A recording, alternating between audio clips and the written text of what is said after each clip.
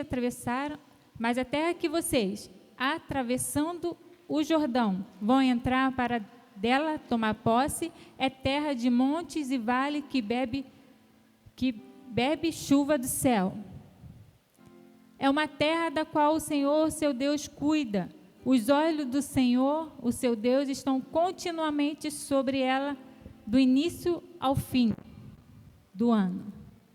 Portanto, se vocês obedecerem fielmente aos mandamentos que hoje vos dou, que dou a vocês, amando o Senhor, o seu Deus, e servindo de todo o coração e de toda a tua alma, então, no devido tempo, enviarei chuva sobre a sua terra, chuva de outono, de primavera, para que vocês recolham o seu cereal e tenham vinho novo e azeite.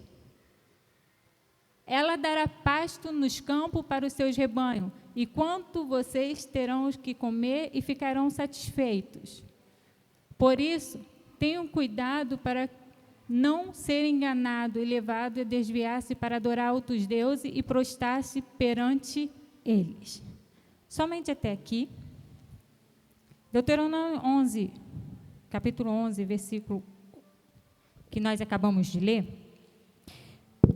ele tem o mesmo contexto de Deuteronômio capítulo 6, se nós formos ler, e vemos que ele repete os mesmos conselhos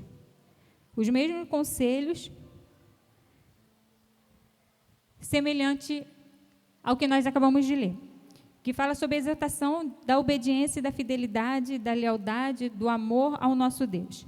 Aponta para um povo rebelde, um povo insatisfeito, um povo teimoso, um povo impaciente, um povo que queria tudo na hora. E isso devido à longa permanência que eles tiveram no Egito. Viveram muito tempo debaixo de influência, e como nós somos influenciáveis demais, influenciamos e somos influenciáveis demais, eles ficaram impregnados com a cultura daquele lugar. Um povo que tinha tudo para ser bem-sucedido. E quando nós lemos o Antigo Testamento, que é o povo de Israel, né, o povo de Deus, o povo escolhido, e comparamos com o povo da Nova Aliança, que somos nós vemos que muitas pessoas desperdiçaram, e muitas pessoas na Nova Aliança desperdiçam a oportunidade de desfrutar dos benefícios da obediência. Nós estamos no ano da lealdade, e lealdade sem obediência não é lealdade. Fidelidade sem obediência não é fidelidade. A base, a estrutura, né, a raiz da lealdade e fidelidade é a obediência, não tem como nós fugirmos. E Deus dá oportunidade a todos, como Ele deu no passado, Ele dá nos dias de hoje. A diferença é que uns desperdiçam a oportunidade e outros agarram a oportunidade e vivem, desfrutam dos benefícios da obediência. Mas, quando nós olhamos o povo do passado e vemos o povo de hoje, nós vemos que as oportunidades de demonstrar lealdade, fidelidade, obediência é desperdiçada por autossatisfação. O povo queria se satisfazer. Hoje, não muda. Muda-se a geração, muda-se os costumes, a época, e a autossatisfação está dentro de nós, é nos satisfazer. E quando fala de obediência, está falando de satisfazer a vontade de Deus, de andar em conformidade à vontade de Deus. E vida de obediência é assim, é realizar o que Deus deseja e não é o que eu desejo. E nós vemos que a obediência é algo tão sério que nós somos exortados, no versículo 18, deixa eu ler aqui, pode colocar eles. Ponde, pois, estas minhas palavras, 18, versículo 18, gravem estas minhas palavras no coração e na mente, amarrem como sinal nas mãos e prendam na testa. Então, nós vemos que a obediência é algo tão sério que aponta para a lealdade, para a fidelidade, e não tem como ter lealdade e fidelidade sem obediência, que Deus exorta o povo a gravar no coração, na mente, as palavras, amarrar nas mãos, na testa, os seus preceitos. Então, vamos lá. Por que nas mãos? Por que no coração? Que abrange tudo, o coração abrange todo o sentimento. A fonte dos sentimentos é o coração. Por que nas mãos? Você vê que quando, não sei vocês, mas quando nós vamos escrever, mulheres então é assim, vai esquecer alguma coisa, a gente escreve aonde? Eu já até escrevi um negócio aqui que eu queria falar com a Juliane. Aí eu falei, tem que escrever, senão eu vou esquecer. Eu esqueço muitas coisas. Então, você vê que você quer alguma coisa, vocês é assim? Eu conheço alguém lá onde eu trabalho que amarra até uma fitinha, ela amarra mesmo, no dedo, porque senão ela esquece. Por que nas mãos? É algo que a gente está sempre vendo, é as mãos. Porque no coração, que vai envolver todo o meu corpo, mente, sentimento. Por que na testa?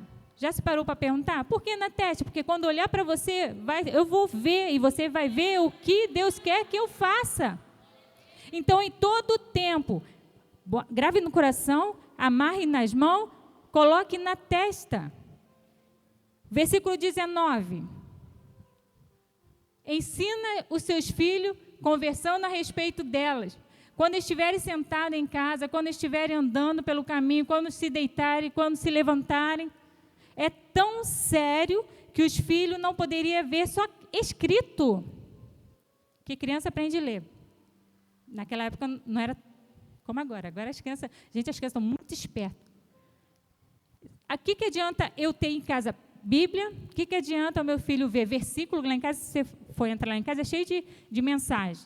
Eu acordo, está já no meu guarda-roupa, em cima da cozinha, onde eu mais fico, eu tenho que estar olhando, O que adianta se eu não ensinar o meu filho? O que adianta estar só escrito? É tão sério que o filho não poderia ver só escrito, eles tinham que ser ensinados, tinha que ser explicado. É sentando, é andando, é deitado ou é de pé. Isso é muito sério. Eu não tenho criança pequena, não tenho. O meu mais novo está com 26 anos. A questão é, meus netos e os nossos filhos, eu não tenho, mas os filhos de vocês é meu, nossos. Quem trabalha em escola sabe muito bem como o caráter das crianças está sendo influenciado. Essa semana eu estava lá esperando as crianças sair, que eu sou agente educadora, estava lá uma rodinha de criança conversando, aí tem aquela brincadeira, não sei se... Quem trabalha em escola aqui? Só a Juliane? Que tem aquela brincadeira, com quem você vai casar? Aí vai 1, 2, 3, 4, 5. Só que é assim na mão, homem ou mulher, homem ou mulher, homem ou mulher. Isso, menina, menino, menina, homem ou mulher, homem ou mulher. Aí falou assim, cansada de contar, você vai casar com homem ou com mulher? Aí ele falou, menina. Então, morena ou loura, ruiva. Então, eu falei, gente, é tão natural que o caráter está sendo influenciado, não adianta, fica mais na escola, que tem criança lá que sai da escola, que lá é de 7 às 3, das 3 às 7, fica no explicadora, que é creche também, que pega grande e pequeno. Hoje eu falei, creche desse tamanhão, mas fica na creche, que é de todas as idades, que ela falou. E quando chega em casa, não vê nem os pais. Quando vê, está dormindo. Olha o caráter sendo influenciado. Deus está falando para os nossos filhos, porque na escola nossos filhos estão. Então, é tão sério que os nossos filhos não podem ver só eu vindo à igreja, só eu lendo, só eu tendo. Eu preciso explicar, porque o caráter dos nossos filhos está sendo influenciado. Isso é muito sério. Nós estamos falando de alma, e no mundo espiritual, a alma não tem idade. Tem para nós. O Senhor teve que morrer, nascer por causa de nós. Mas no mundo espiritual, não existe idade, é alma. Então, nós temos que levar muito a sério isso. A nossa família tem que entender. Os nossos filhos têm que compreender o que é os preceitos, a lei do Senhor, o que é o Evangelho de Cristo. Nós precisamos ensinar. No versículo 20, o processo é tão grande que ele fala, escreva nos batentes da porta e da sua casa, né? E nos teus portões. Então, querido, é tão grande, tão sério, né? Que não é diferente. O que o Senhor falou no passado, ele fala ainda hoje, que aonde eu olhar, eu tenho que me lembrar. Aonde eu olhar, eu tenho que ver Cristo. Aonde eu olhar, eu tenho que ver Jesus. Eu tenho que ver o Evangelho. Eu tenho que ver a cruz vazia. Nós precisamos entender o que é de fato ser leal. Porque as famílias estão sendo atacadas.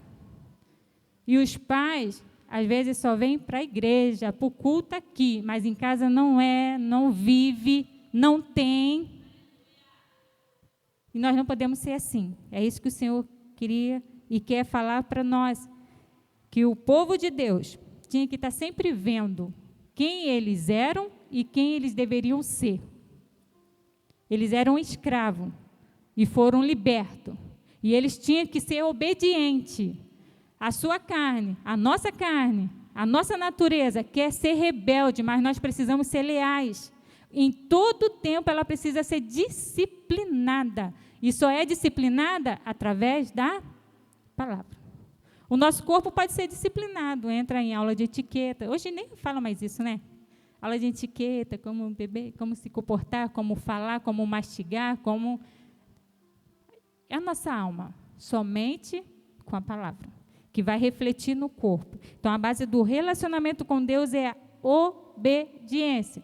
E nós vemos isso em Samuel 15, 22, que diz: não quero sacrifício, eu quero...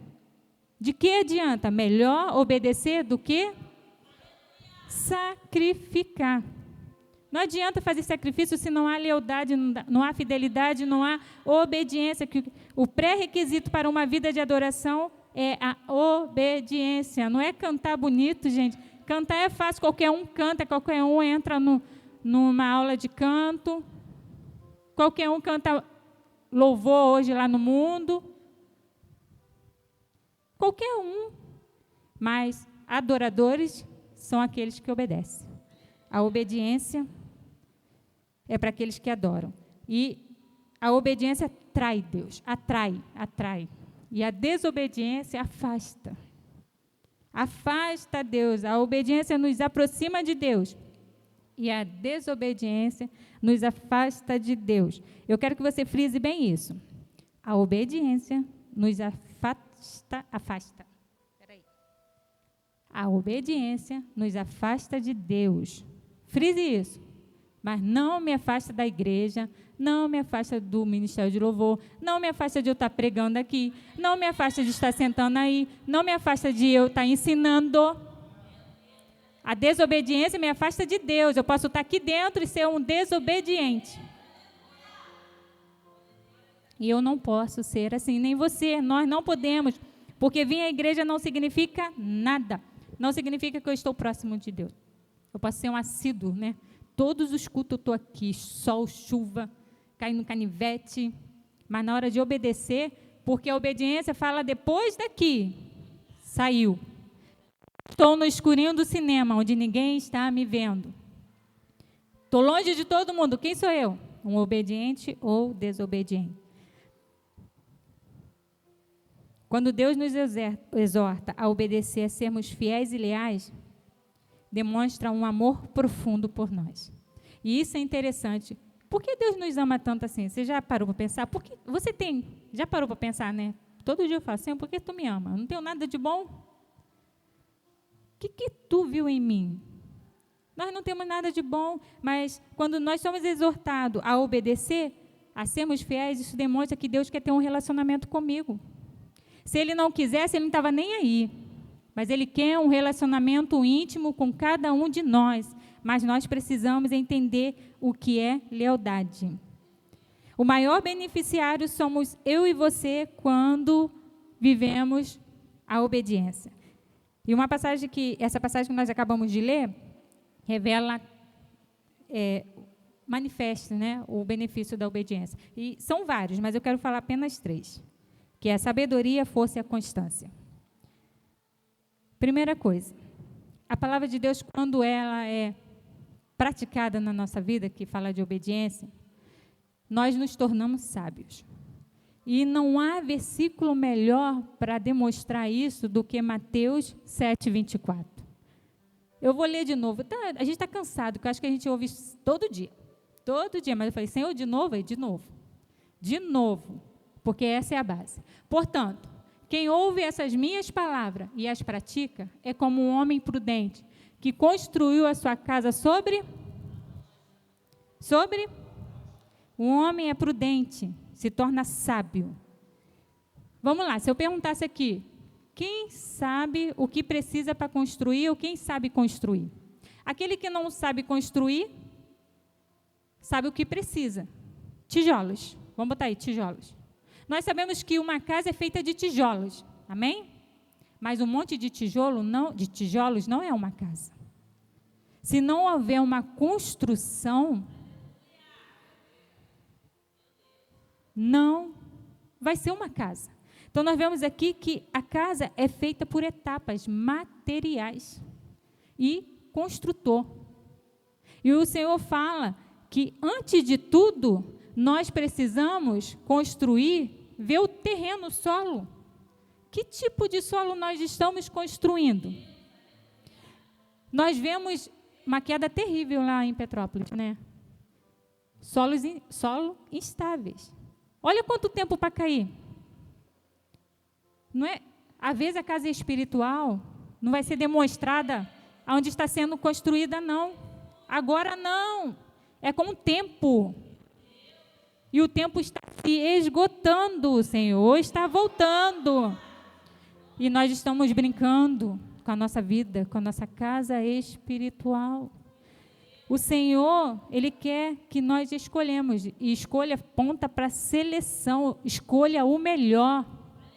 Escolha a rocha que não cai. E nessa escolha, muitos não estão tendo sabedoria por falta da palavra, não está desfrutando o benefício da obediência. Que é saber escolher. Gente, não é fácil. Não é fácil fazer escolhas. Ainda mais num solo. Lá em casa eu costumo dizer, a minha casa, eu não confio em fazer outra casa em cima, não pela estrutura, mas por causa do solo. Porque conforme a gente ia construindo, tinha muitos buracos por causa daqueles cupins grandes. Muitos buracos. Se eu coloco ali, não sei quantos tem lá embaixo que está aquele lugar vazio. Então, não é fácil você saber. Você está olhando, mas se você não se aprofundar, não vai saber em que solo você está. Por isso que é muita gente superficialmente em Cristo. E o Senhor manda nós nos aprofundar. E a definição de prudência é virtude que prevê, procura evitar perigo, sensatez, evitar acidente. Então, nós precisamos, e quem nos dá essa sabedoria? A palavra, discernimento, a palavra nos dá discernimento, saber escolher. A palavra de Deus em nós, sendo praticada, nos dá sabedoria para escolher aonde nós estamos nos aprofundando. Cristo tem que ser a base, e Cristo tem que ser o construtor. Isso é interessante, que Ele nos ajuda a construir, Ele é o construtor e Ele é o solo. Então, não tem para onde fugirmos. Aonde nós olharmos, no batente, das portas, da casa, do portão, eu estou lembrando sempre que é a minha rocha, o solo firme, aonde eu posso estar, sem medo nenhum. Cristo é a base de tudo, amém? Das áreas da nossa vida. A nossa vida é formada na rocha. E rocha, quando a nossa vida é formada na rocha, Cristo, né, que é Cristo, a nossa vida se torna uma fortaleza. Mas, para isso, nós precisamos deixar, né, o Senhor construir, Ele ser o construtor e Ele ser o nosso solo. Fortaleza é uma construção de defesa do local. Mas em Cristo Jesus, nós estamos protegidos, defesa. Sem palavra, porque, gente, não tem como eu estar em Cristo sem a palavra, eu não estou. Eu posso falar, mas o Senhor vê que eu não estou. Então, sem palavra, nós estamos vulneráveis ao ataque do inimigo.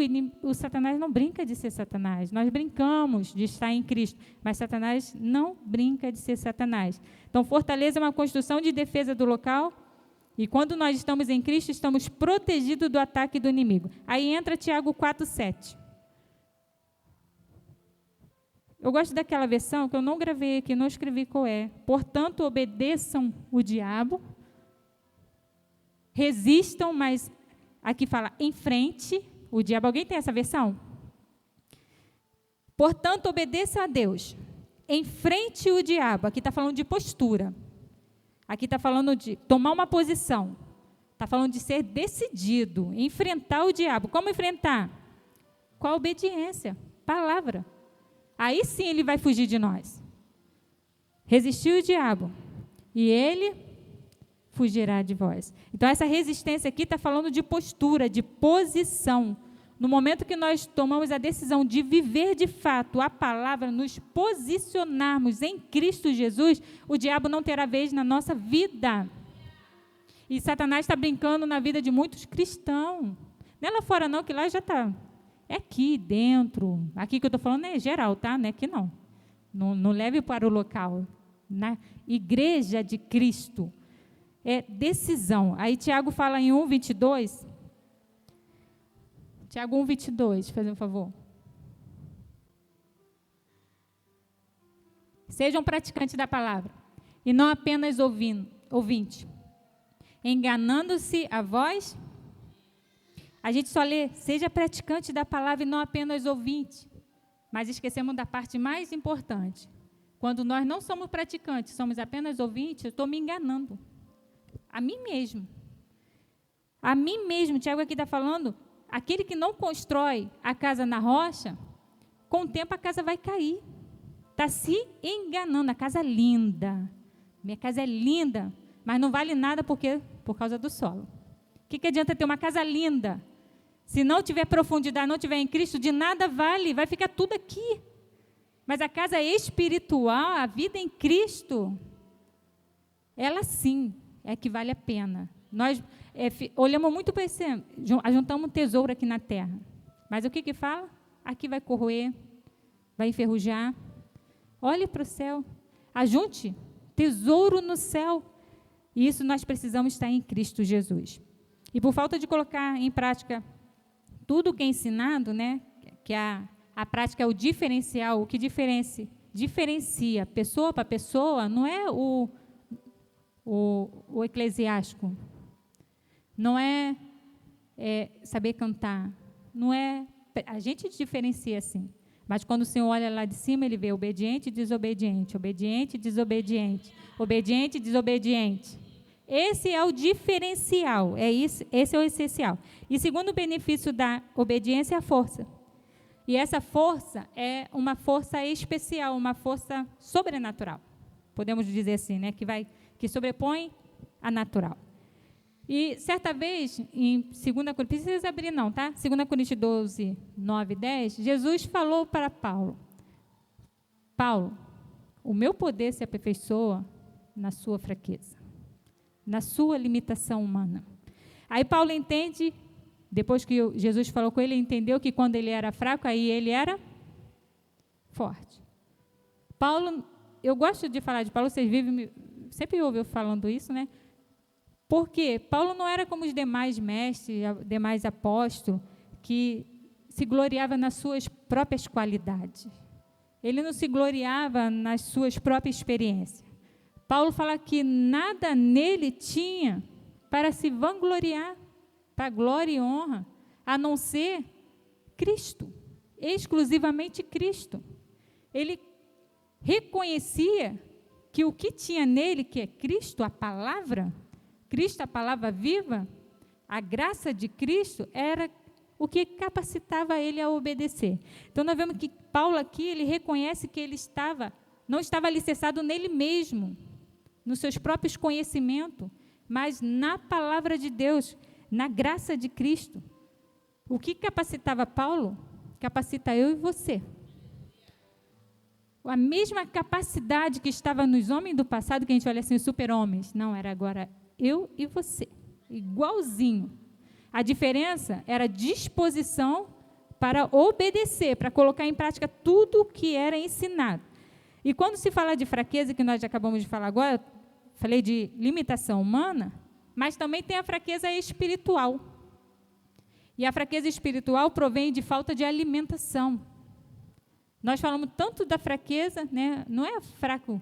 Ai, a galinha da gola. Estou fraco, estou fraco. Estou fraco, estou fraco. Mas que tipo de fraqueza que você está? Falta de alimentação? Que a fraqueza espiritual, ela é tratada, e Deus quer tratar através do alimento espiritual. Eu acho que é Mateus 4:4, se não me engano, Jesus falou que nem só de pão viverá o homem. Está falando do corpo físico. Mas de toda a palavra de Deus, de tudo que sai da boca de Deus, a palavra de Deus, é que vem a fortaleza, a força do homem, daqueles que estão em Cristo Jesus. E para se alimentar, você precisa meditar na palavra. Agora, se você não tem palavra, do que você vai meditar?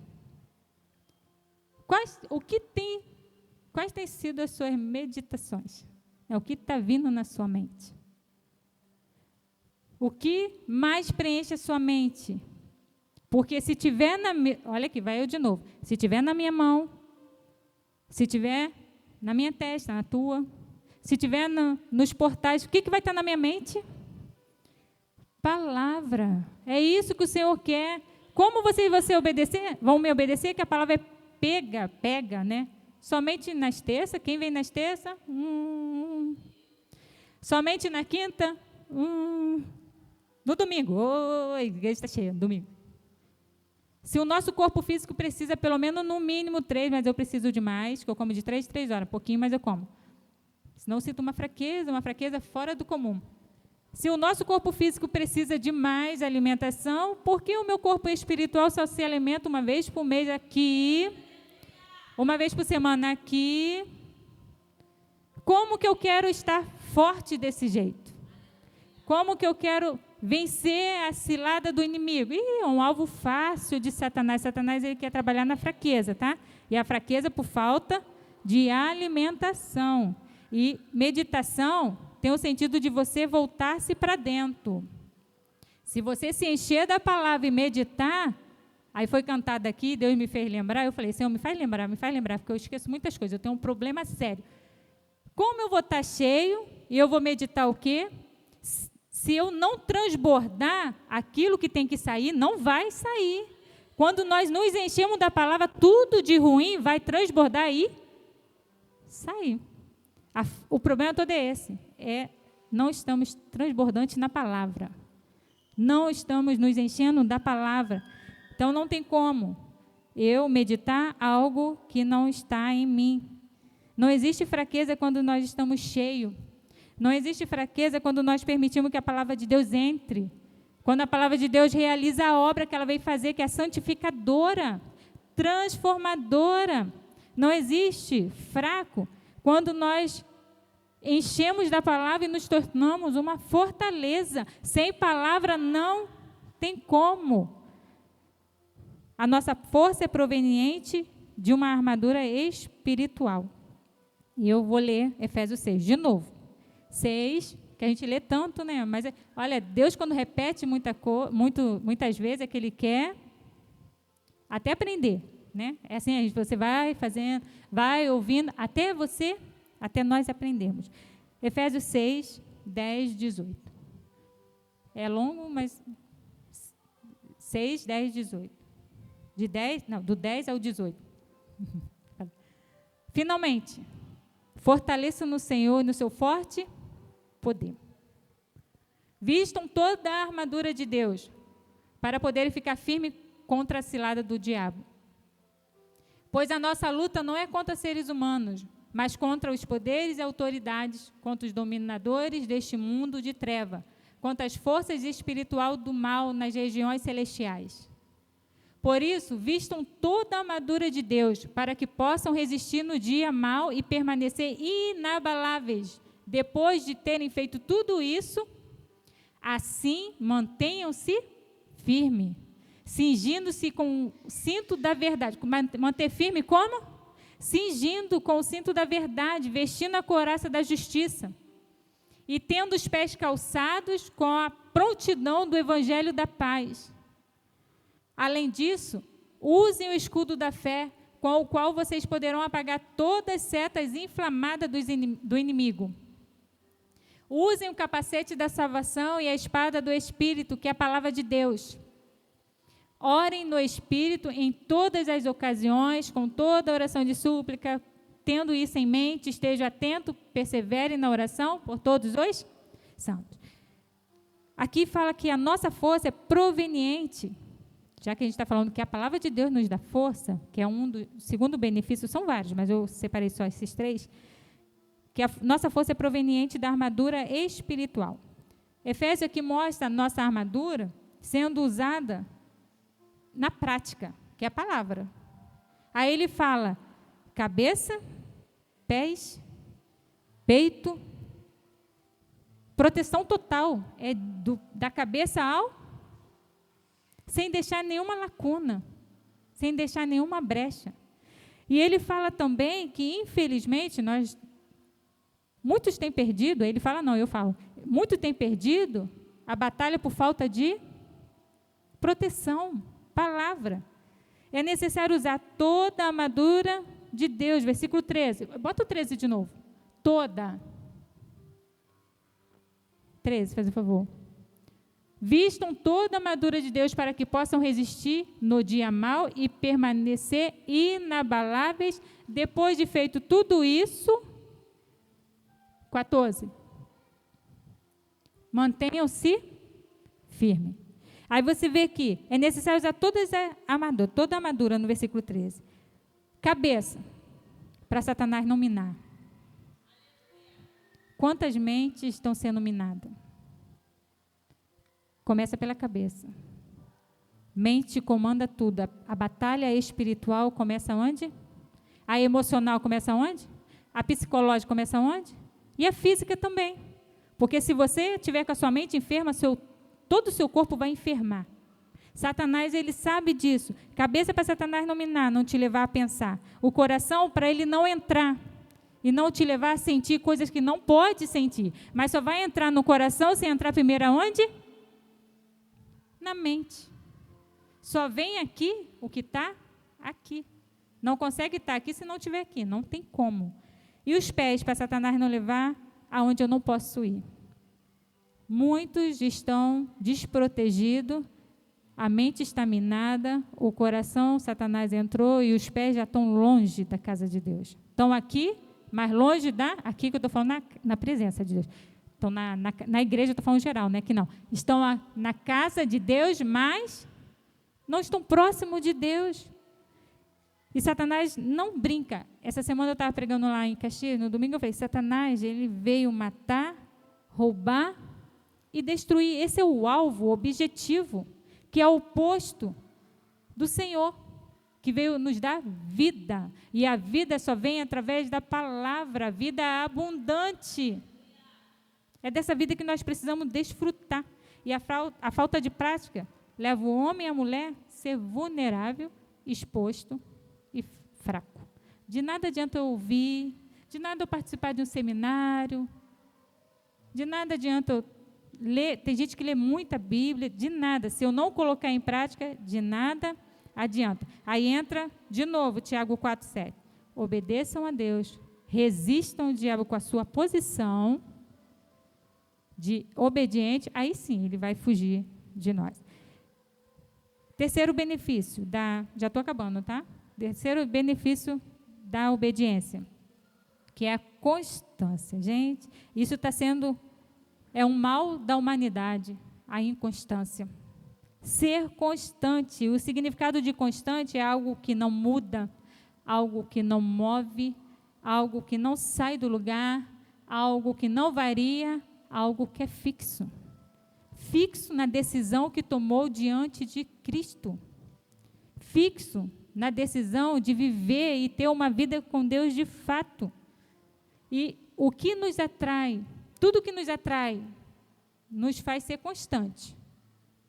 Se Cristo tem nos atraído, nós seremos constantes. Se a palavra de Deus tem nos atraído, nós seremos constantes. Então, e enquanto me atrai, eu sou constante. Deixo de ser atração, eu largo, eu me afasto. eu deixo de fazer. Então, muitos já perderam o primeiro amor. E o Senhor quer que nós voltemos ao primeiro amor. Ele quer que nós voltemos, lembramos de onde Ele nos tirou. É isso que Ele fala com o Egito. Lembra de onde eu te tirei? Da escravidão, nós éramos escravos. Jesus morreu por nós. A palavra de Deus está em mim. A graça me ajuda a obedecê-la.